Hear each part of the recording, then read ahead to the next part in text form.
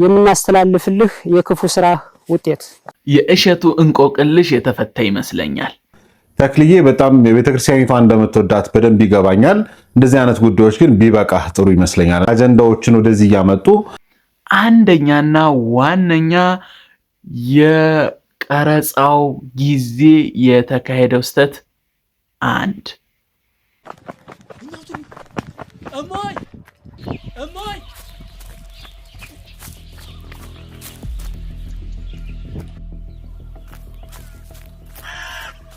ሁለተኛ እግረኛው ሚዲያ ጋር ያለ እንቆቅልሽ በየትኛው አማርኛ እንዳሳመናቸው ግን አናውቅም። ከሆነ ቀን ቆይታ በኋላ ሄደው አይ አንተ እኮ እንደዚህ ነህ እንደዚህ ቅልስልስ ብለው እንደው አንተ ማትወቀስ ሰው ነህ ለስራ ብለህ ለልማት ብለህ ነው ለልማት ተብሎ ለገንዘብ ተብሎ ታሪክ አይለወጥም አይቀየርም።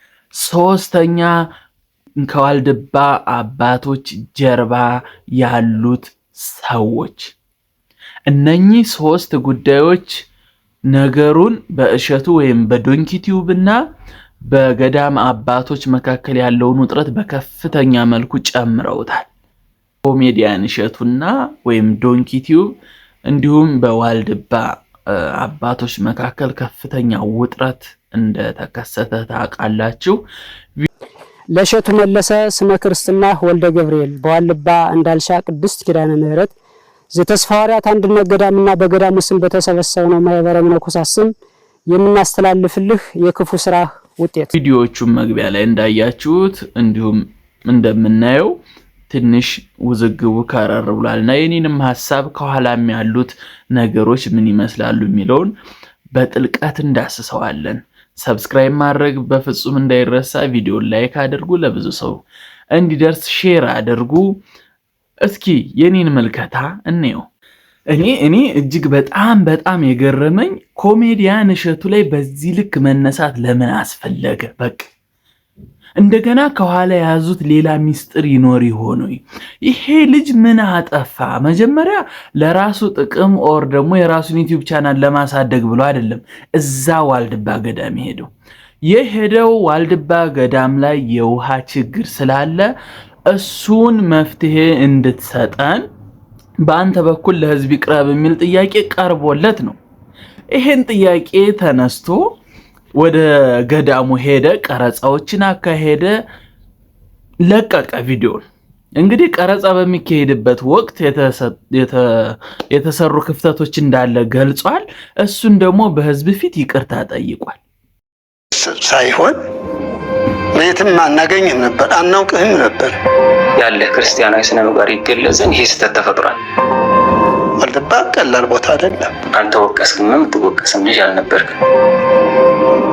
ክፋት አይደለም አባቶች በምትለው አንጀታችን ሰበረ። ታሪኩን ለማጥራት በሚል ነው ሐሳባችን በሚዲያ ያሰራጭ ነው። አትቆልም፣ አትፈስም፣ በመንፈስ በመቅናት ነው። እናቶችን ለመርዳት ነው። ልጃችን በዚህ ቅር እንዳይልህ ለማለት ያክል ነው። እዚህ ድረስ እናንተ በፍጹም መምጣት አይገባችሁም። የገዳም አባቶች መጥተው ዶንኪቲዩብ ድረስ ሄደው ይቅርታ ተጠይቋል። እኔ ያልገባኝ አንደኛ እንግዲህ ከገዳም የመጡት የበፊቶቹ አባቶች እነማንን ነው የሚወክሉት? እነማን ናቸው? እንዲሁም አሁን ደግሞ በድጋሚን የስራህን ይስጥህ እያሉ የሚረግሙት አባቶች ደግሞ ከየት ነው? የተለያዩ ናቸው ወይ? ዋልድባ ላይ በጣም ከፍተኛ ክፍተት እንዳለ እየታየ ነው። እኔ ያው አንዳንድ ክርስቲያን እምነት እንደጎደለው ሰው ስመዝነው ይሄ ልጅ ምንም ያጠፋው ነገር የለም። ተጠይቆ ውሃ ማስገቢያ የሚሆን የገዳሙን አካውንት አስተዋውቆ ቪዲዮ ሰርቶ ሰው ደግሞ በደንብ እንዲያየው ያው በዩቲዩብ ህግ በዩቲዩብ አልጎሪዝም ሰው ሪቴን አድርጎ እስከ መጨረሻው ማየት እስካለበት ድረስ እሱ ደግሞ ያንን ዕውቀቱን ተጠቅሞ ገዳም ላይ እማሆይ ጋራ የመሯሯጡ ሂደት ትንሽ የገዳሙን ህግ አይጠብቅም፣ በብዙ ነገር ትንሽ አስቀይሟል የሚሉ ነገሮች ሲነሱ እሱ አልቅሶ ይቅርታ ጠይቋል። ከዛ ውጭ ደግሞ እንደ አዲስ አሁን መጥቶ እኔ ከኋላ ይሄን አጀንዳ የሚያቀብል ሰው ያለ ይመስለኛል ሁላ እና አባቶች ምናልባት ልጁ ለቤተ ክርስቲያን ካሁን በፊት የሚያደረጋቸውን እጅግ በጣም ብዙ ነገሮች በማሰብ ካሁን በፊት የሚያደረጋቸው ቤተክርስቲያን ላይ እጅግ በጣም ብዙ ቤተክርስቲያንን ያገዘ ልጅ ነው። ኮሜዲያን እሸቱ እንግዲህ ሲያጠፋም ይቅርታ ብሎ የሚወጣ ሰው ነውና ለምን እሱን መጥራት አይቻልም? እዛው ገዳም ድረስ ራሱ ጠርታችሁ ኢቭን ማውራት ይቻላል እኮ። በጣም ቀላል ነው። ቪዲዮ ይወርድ ከሆነ ሊወርድ ይችላል። ድጋፍ አንፈልግም ከሆነ አንፈልግም ተብሎ ኦፊሻሊ ይታወጃል። በቃ ከዛ በኋላ እኮ ይቆማል።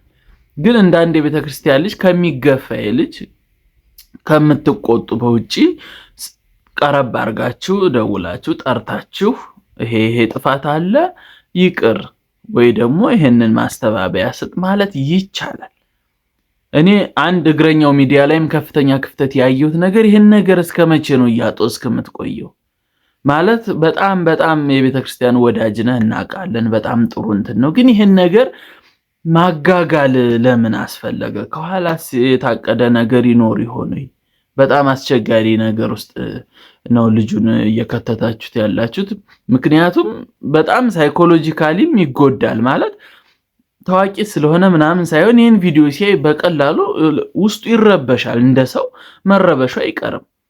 ያ ደብዳቤ ሲነበብ እሳቸው አውጥተው ሲያነቡት ይጎዳልና በተቻለ መጠን እግረኛው ሚዲያና ዋልድባ ገዳም ያሉ አባቶች በጋራው ናችሁ እሸቱ መለሰን ራሱን ጠርታችሁ መፍትሄ ብትሰጡና ብትነጋገሩ ብዬ አስባለሁ። የቤተክርስቲያን ልጅ ነው፣ ከገፋ ነው ብዙ ስራዎችን እንደውም ከሱ ስንጠብቅ መገፋት ያለበት አይመስለኝም።